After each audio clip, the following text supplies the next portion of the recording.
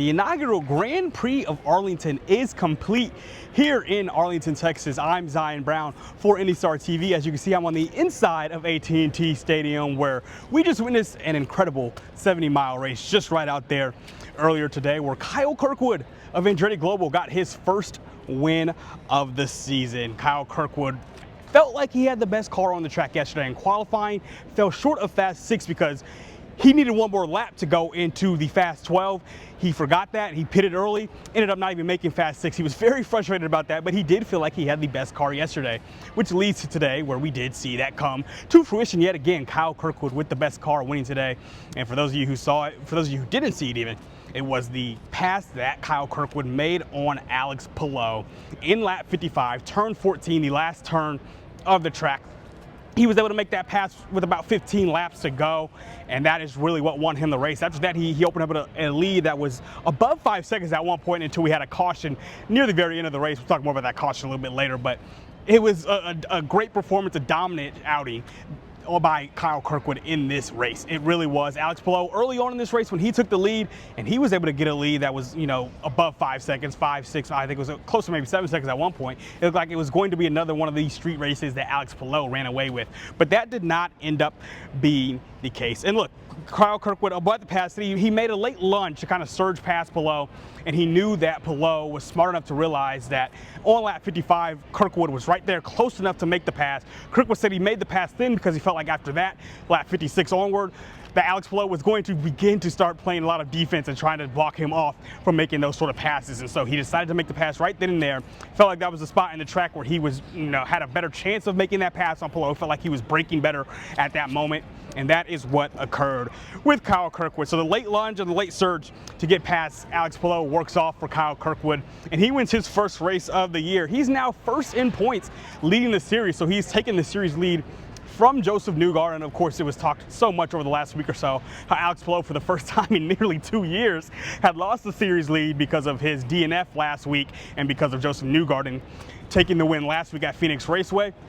Well, now we have a third championship leader in 3 weeks now, as it's now Kyle Kirkwood taking that championship lead away from Joseph Newgarden. It's Kirkwood 1 and Palou 2 right now. And I asked Kyle Kirkwood, you look at these last 3 races, and Kirkwood has finished far higher up than he started these last 3 races. I said, do you just feel like you've had the best track, the best car on the track through 3 weeks? And he said, yes, I do. I feel like we have had the best car, and he shouted out the Andretti Global personnel, the engineering crew, and everything around him to help him get the best car on track through 3 weeks. But right now we're looking at there's still a lot of time to go. Trust me, there's still 15 races to go. But right now we're looking at a scenario where Kyle Kirkwood has been the best driver through 3 weeks, and Kyle Kirkwood is in a position to really strengthen his lead and show that he has a chance to really take the championship and be the first non-Alex Palou champion since 2022, when Kyle Kirkwood's now teammate Will Power won the championship. More on that. Andretti Global had themselves an outstanding weekend with their 3 drivers, Kirkwood, Power, and Marcus Ericsson. Marcus Ericsson won the pole yesterday, as we talked about in our video yesterday. Marcus Ericsson winning the pole.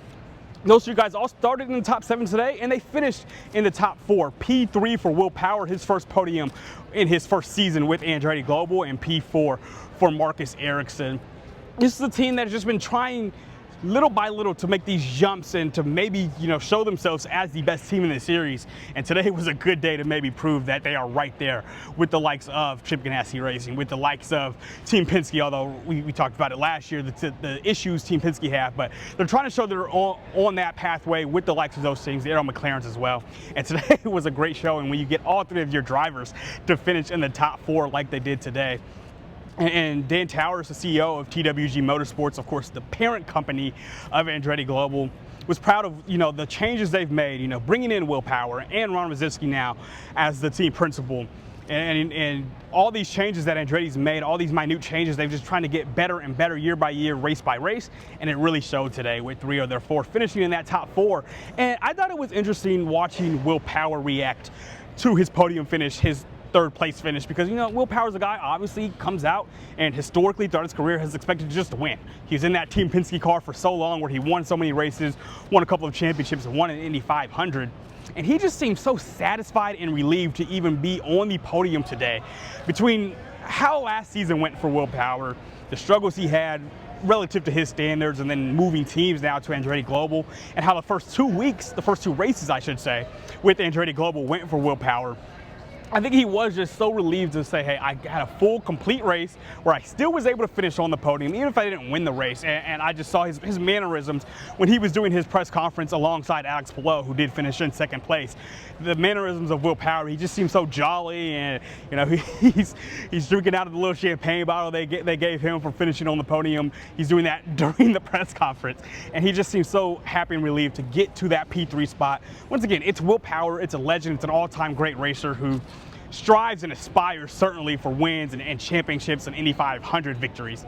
But I think for him it was a big step forward today just to not have any major hiccups during this race in the way that he did have hiccups in St. Pete, where he finished over 20 laps behind Alex Palou because of an issue he had there, and last week when the whole Christian Rasmussen feud or the issue happened between Christian Rasmussen and Will Power that really knocked both drivers out of contention to win in Phoenix. So Andretti, Will Power, Kyle Kirkwood, Marcus Ericsson, really their best day so far this season. I mean, it'll likely be the best day any singular team has this year.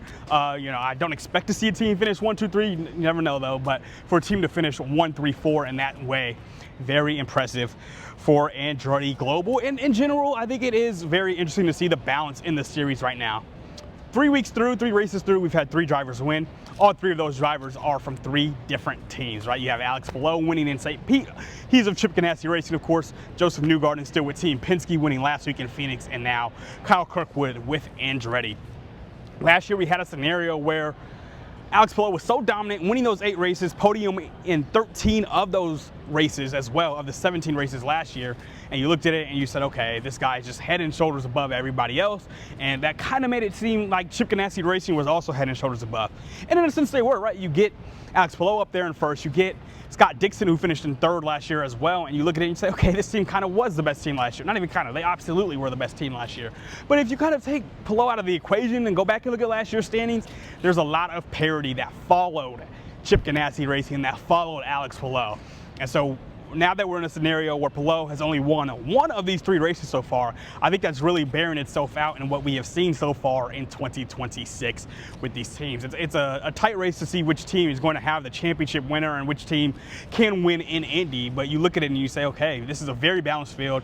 That's before we talk about, like I said earlier, Arrow McLaren, who Pato awarded another top 5 finish. He's had 3 top 5 finishes so far. I thought it was interesting. I can't remember which broadcaster it was on the Fox broadcast said, hey, look, Pato was just trying to continue to strive for those top 5 finishes and believing that the wins will come, but that those top 5 finishes are really what keep you in contention for the championship, right? With the year Palou had last year, nobody was going to win, another 8 races like Alex Palou did, but Pato Award finished in second and really finished in a spot where you look at it and you say, okay, if Palou does simmer down, which so far this year he has as far as the wins go, Pato could really be in a chance to win it. And so Pato hasn't won a race yet. But if he wins one, you'll look at it and say, okay, he's right there too with Kyle Kirkwood, with Alex Palou for a chance to take the championship.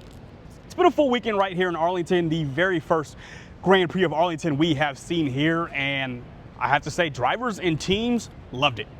They want to come back here. They thought that Jerry Jones and the Cowboys and the Rangers as well were able to put on a strong showing, and it's a good track. It's a long track. It was fun to watch the cars on the track this week.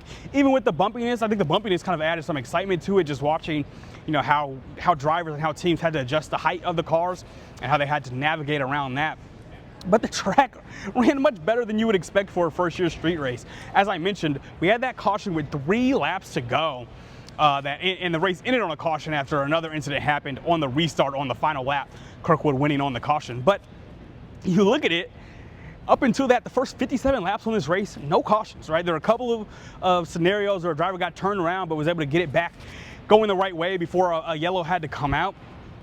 It's something you don't expect. And Kyle Kirkwood said, look, people have all these preconceived notions whenever you come to a new street race that it's going to be a mess. But he said, look, it's not every street race. He mentioned Nashville and the first time they went there a few years ago. And now here in Arlington, Same similar thing. Not a messy race whatsoever, not a race where you see a lot of crashes, which I didn't expect even coming out of what we saw Friday and Saturday. For those of you that watched the start of the Indy Next race, it was like almost immediately we had cars running into each other. I think that probably impacted the IndyCar race, that these drivers and these teams were more aware of how the start of the race could go, and they were a little more cautious about trying to make these big moves or getting out onto the track too quickly to start this race. And so it was very relieving to see a clean race in that scenario. Grandstand sellout, I was told it was over 20,000 grandstand seats that sold out here on the premises of AT&T Stadium and Globe Life Field, which is just right across the street. So very impressive to see the amount of fanfare and how many people really wanted to come see this race, this first ever street race in Arlington. Felt like fans had a good experience. I did hear things here and there about issues with, fans that needed accessibility issues or ADA problems. So something to look forward to look at going forward to try to clean that up. And then also there were just a few waiting areas, a few bridges here in Arlington where it could have been quicker, and I don't know if the event planners really expected all of the traffic, the foot traffic that occurred here this weekend, but I think that's something they'll look to clean up. As we assume IndyCar continues to come here to Arlington. But overall, people love this race, people love this weekend, and they really love the overall fanfare. It's been called the standard by multiple people. Will Power called it the standard. I think a couple of other drivers also mentioned this race as the new standard almost when it comes to street races. So this is a place that IndyCar will likely look to come back to, and a place where we did get a very exciting and a pretty entertaining race, once again won by Kyle Kirkwood. Once again, I'm Zion Brown here for IndyStar TV. I'll have more updates written on the written site, IndyStar.com, so make sure to check it out there. For now, I'm Zion Brown from Arlington.